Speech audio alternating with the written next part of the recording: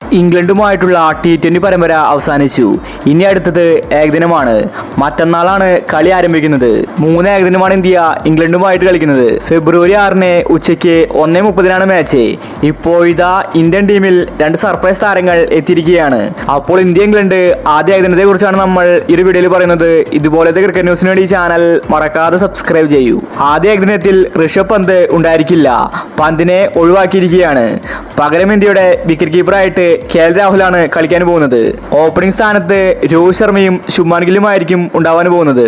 3-ാം നമ്പറിൽ പതിവ് പോലെ കോഹ്ലി ആയിരിക്കും കളിക്കാൻ പോകുന്നത്. കീപ്പറായിട്ട് 4-ാം നമ്പറിൽ രാഹുൽ ഉണ്ടായിരിക്കും. ഫിനിഷറായിട്ട് ഹാർദിക് പാണ്ഡ്യയാണ് ടീമിലുള്ളത്. അതുപോലെ ഓൾറൗണ്ടറായിട്ട് ജഡേജയും ഉണ്ട്. മൊത്തത്തിൽ വലിയ മാറ്റങ്ങളാണ് ഇന്ത്യൻ ടീമിൽ വന്നിരിക്കുന്നത്. സഞ്ജു, സൂര്യ തുടങ്ങിയ താരങ്ങൾ ഏകദിനത്തിലില്ല. ഇനി ഏതെങ്കിലും താരത്തിന് പരിക്ക് പറ്റിയാൽ സഞ്ജുവിന് ചിലപ്പോൾ അവസരം കിട്ടിയേക്കും. ഏകദിനത്തിൽ മികച്ച റെക്കോർഡ് സഞ്ജുവിനുണ്ട്. സഞ്ജു കളിച്ച ലാസ്റ്റ് ഏകദിനത്തിൽ സെഞ്ചുറി അടിച്ചിട്ടുണ്ടായിരുന്നു. T20 പരമ്പര ഇന്ത്യ 4-1 നേടിയെങ്കിലും ഏകദിനം അത്ര ഈസി ആയിരിക്കില്ല. ഏകദിനത്തിൽ ഇംഗ്ലണ്ട് മികച്ചവരാണ്.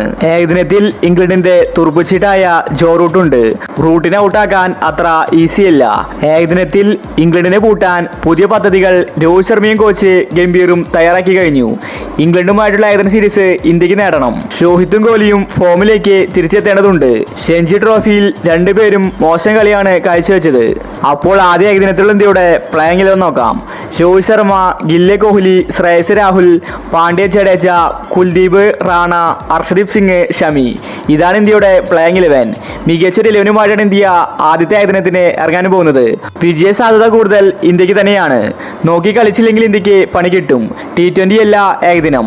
അപ്പോൾ ഇതുപോലത്തെ ക്രിക്കറ്റ് ന്യൂസിന് വേണ്ടി ചാനൽ മറക്കാതെ സബ്സ്ക്രൈബ് ചെയ്യൂ.